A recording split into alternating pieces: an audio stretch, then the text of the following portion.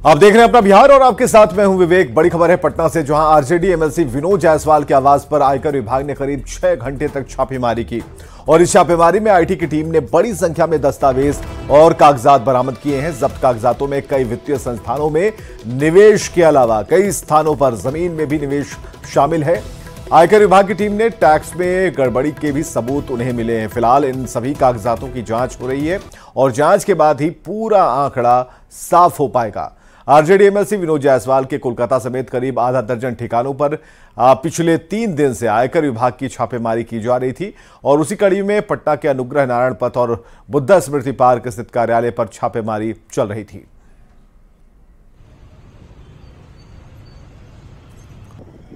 केंद्रीय गृह मंत्री अमित शाह शनिवार को बिहार दौरे पर आ रहे हैं, जहां वे पटना के पालीगंज में विशाल जनसभा को संबोधित करेंगे। अमित शाह की सभा को लेकर बीजेपी की तरफ से जोरदार तैयारियां की गई हैं और बीजेपी इसे पिछड़ा अति पिछड़ा महासम्मेलन का नाम दे रही है।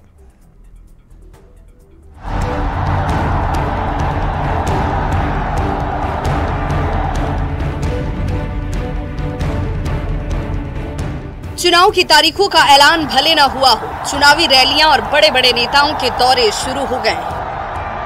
5 दिन के अंदर प्रधानमंत्री नरेंद्र मोदी के 2 बिहार दौरे और 3 जनसभाएं हो चुकी हैं।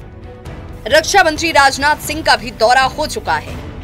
केंद्रीय वित्त मंत्री निर्मला सीतारमण भी बिहार आ चुकी हैं और अब बीजेपी के चाणक्य माने जाने वाले गृह मंत्री अमित शाह भी बिहार आ रहे हैं। शनिवार यानी कि 9 मार्च को अमित शाह पटना के पालीगंज में विशाल जनसभा को संबोधित करेंगे, जिसे बीजेपी ने अति पिछड़ा महासम्मेलन का नाम दिया है। रैली की तैयारियों का जायजा लेने के बाद डिप्टी सीएम सम्राट चौधरी ने कहा कि अमित शाह की सभा से पूरे बिहार में एक बड़ा संदेश जाएगा। बिहार भारत का दिल है एक तरह से, और लोकतंत्र तो यहीं से है। लोकतंत्र की स्थापना ही बिहार ने किया है, तो इसलिए पूरे देश में बिहार से जो मैसेज जाएगा वो पूरे देश को संभालने का काम करेगा। स्थानीय सांसद रामकृपाल यादव का दावा है कि इस सभा में लाखों की तादाद में लोग आएंगे और ये कार्यक्रम ऐतिहासिक होने जा रहा है। हम सब लोगों के लिए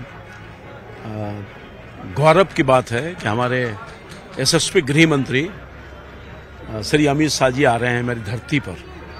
पाटलिपुत्रा लोकसभा की ऐतिहासिक धरती है, पाली की धरती पर, और पूरा उत्साह है।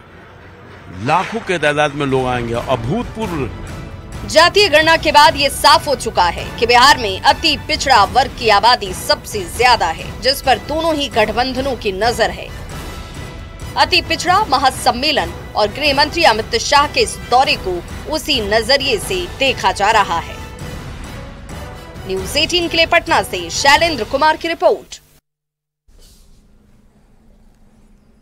मुख्यमंत्री नीतीश कुमार लंदन दौरे पर हैं, जहां उन्होंने साइंस म्यूजियम का दौरा किया और लंदन में साइंस म्यूजियम देखने के बाद सीएम नीतीश कुमार ने बड़ा निर्देश दिया कि पटना में जो साइंस सिटी बन रहा है उसे भी लंदन के साइंस म्यूजियम के अनुरूप बनाया जाए, ताकि पटना साइंस सिटी में आने वाले छात्र छात्राओं को विज्ञान की जानकारी मिल सके, सिद्धांतों को समझने में आसानी हो सके, जिससे छात्रों में विज्ञान के प्रति रुचि बढ़े। लंदन में मुख्यमंत्री नीतीश कुमार के साथ राज्यसभा सांसद संजय झा, सीएम के प्रधान सचिव दीपक कुमार और भवन निर्माण विभाग के सचिव कुमार रवि ने भी साइंस म्यूजियम का दौरा किया।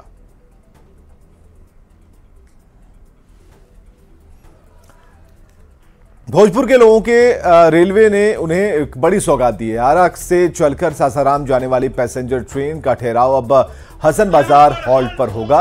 केंद्रीय ऊर्जा मंत्री आर.के. सिंह ने इस मौके पर ट्रेन को इस हॉल्ट से हरी झंडी दिखाई और सासाराम के लिए रवाना किया। स्थानीय लोगों की काफी पुरानी मांग थी कि आरा सासाराम पैसेंजर ट्रेन का यहां ठहराव दिया जाए। इस मौके पर आर.के. सिंह ने कहा कि आरा को अब वंदे भारत एक्सप्रेस की सौगात मिलने जा रही है, जिसकी विधिवत शुरुआत 12 मार्च को होगी। बहुत खुशी हो रही है, हमारा ही क्षेत्र है ना। और हम यही के हैं। और क्या मिलेगा लोगों को? अभी जो है जो क्या मिलेगा और क्या मिलेगा सर लोगों को? अब वंदे भारत। महाशिवरात्रि के मौके पर हर तरफ हर हर महादेव की गूंज है। सभी शिव मंदिरों से भगवान भोलेनाथ की बारात निकली। पटना में भी चारों तरफ से शिव जी की बारात निकाली गई, जिसमें साधु संतों से लेकर भूत प्रेत तक शामिल रहे। पटना की सड़कों पर बड़ी संख्या में श्रद्धालु नाचते गाते शिव बारात में आगे बढ़ते दिखाई दिए। तस्वीर जो है आपको देखने को मिली है। भगवान पटना के खाजपुरा शिव मंदिर में भी महाशिवरात्रि महोत्सव मनाया गया। इसमें राज्यपाल राजेंद्र विश्वनाथ अर्लेकर, डिप्टी सीएम सम्राट चौधरी और विजय सिन्हा समेत बीजेपी के कई बड़े नेता शामिल हुए। पटना में कई रास्तों से होते हुए खाजपुरा पहुंची शोभा यात्रा का इन सभी ने भव्य स्वागत किया और देवी देवताओं की आरती भी उतारी।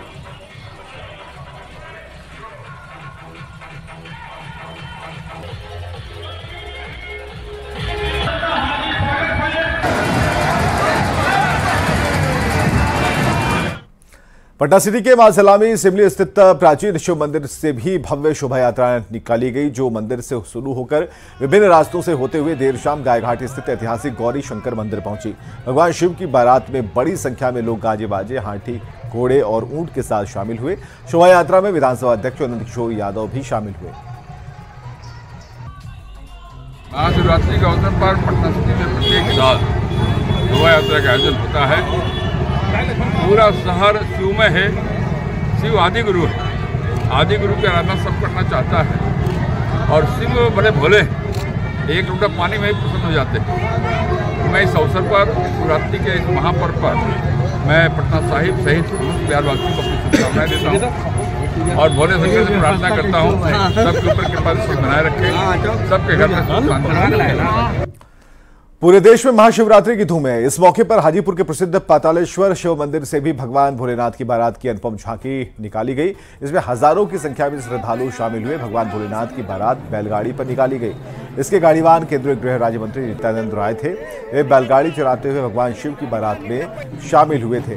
बारात से पहले नित्यानंद राय ने मंदिर में विधिवत पूजा अर्चना की। इस मौके पर उन्होंने प्रदेश की समृद्धि की कामना की। महादेव से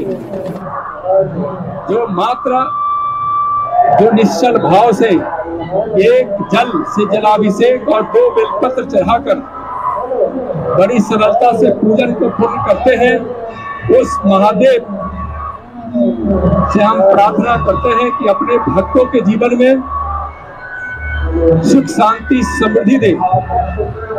और 21वीं सदी भारत का है, जिसकी भविष्यवाणी की गई थी ऋषि मुनियों के द्वारा, विवेकानंद जी के द्वारा। 21वीं सदी है जिस भारत का संकल्प है इसमें कोई भूखा नहीं रहेगा। महाशिवरात्रि के मौके पर उत्तर बिहार के बाबा वैद्यनाथ धाम कहे जाने वाले गरीबनाथ धाम से भी धूमधाम से शिव बारात निकाली गई। बारात में सभी देवी देवताओं की भी झांकियां शामिल रहीं। राम भजन मार्केट से निकली ये झांकी पुरानी बाजार होते हुए पूरे शहर में घूमते हुए वापस बाबा गरीबनाथ धाम पहुंची। इस मौके पर शहर में सुरक्षा के पुख्ता इंतजाम रहे। बारात के दौरान पूरा शहर भगवान भोलेनाथ के जयकारे से गूंज रहा था।